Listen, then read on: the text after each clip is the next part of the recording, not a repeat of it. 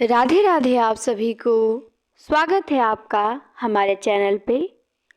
आज हम देखेंगे 20 प्रश्न वन लाइनर रहेंगे और उसके आंसर रहेंगे मात्र कम समय में।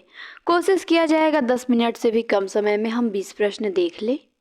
और जैसे कि सभी एग्ज़ाम नज़दीक आ रहे हैं, आप देखे हैं मार्च अप्रैल में परीक्षाएं लगी हुई हैं, तो इस प्रकार हम लोग 1000 प्रश्न देखेंगे 20-20 करते हुए। तो इसकी प्रतिदिन आपको हमारे चैनल पे 1 या 2 वीडियोस मिला करेंगी। तो चलिए शुरू करते हैं। सबसे पहले आप क्लास शेयर कर दीजिए सभी के यहाँ, ताकि अधिक से अधिक लोग क्लास को देखें। आते हैं पहले प्रश्न पे। पहला प्रश्न है हमारा, कबीर का जन्म स्थान। तो इनका जन्म हुआ था लहरतारा, काशी। दूसरा प्रश्न है, सूफी काव्यधारा के प्रवर्तक कौन है। तो सूफी काव्यधारा के प्रवर्तक हैं मुल्ला दाऊद।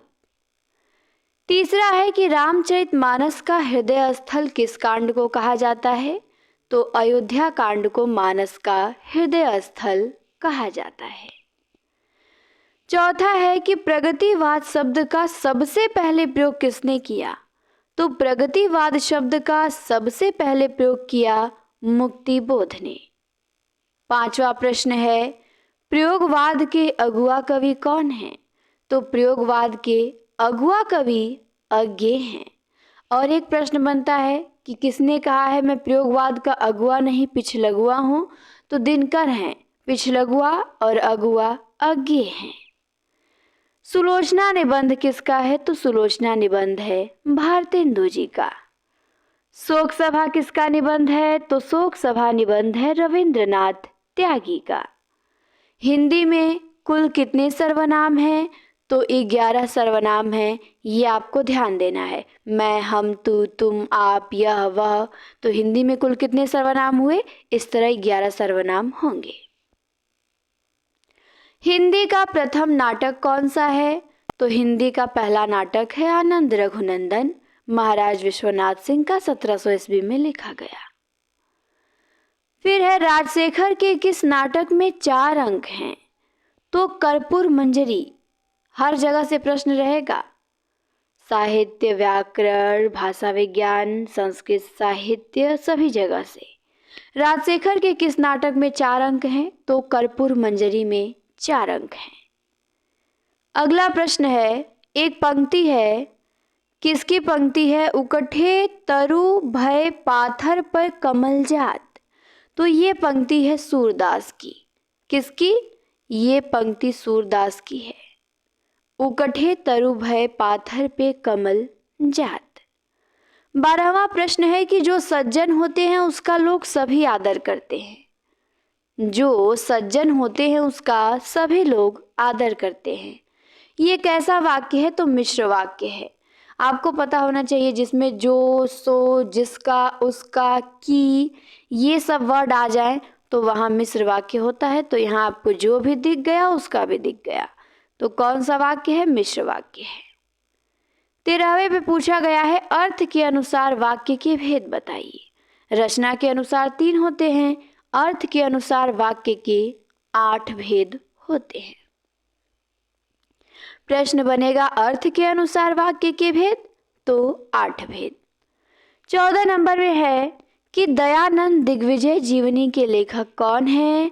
तो दयानंद दिग्विजय जीवनी लिखा है गोपाल शर्मा शास्त्री। दयानंद दिग्विजय जीवनी के लेखक गोपाल शर्मा शास्त्री हैं। 15 में पूछा गया है निर्भय।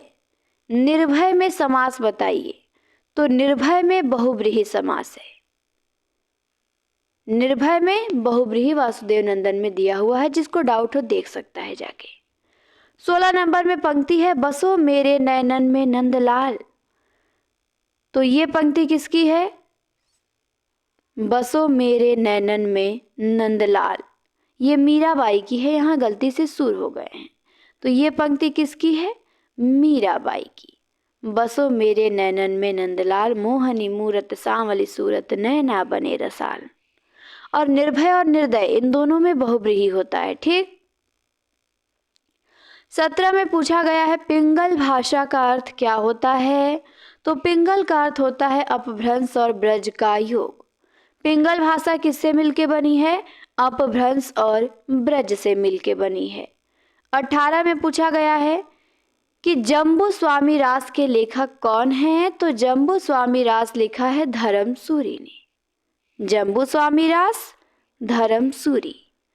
हिंदी भाषा का उद्गम और विकास उदय नारायण तिवारी ने लिखा है। हिंदी भाषा का उद्गम और विकास। फिर 20 नंबर में एक पंक्ति है, कबहुक संत सुभाव गहोगे। ये पंक्ति किसकी है?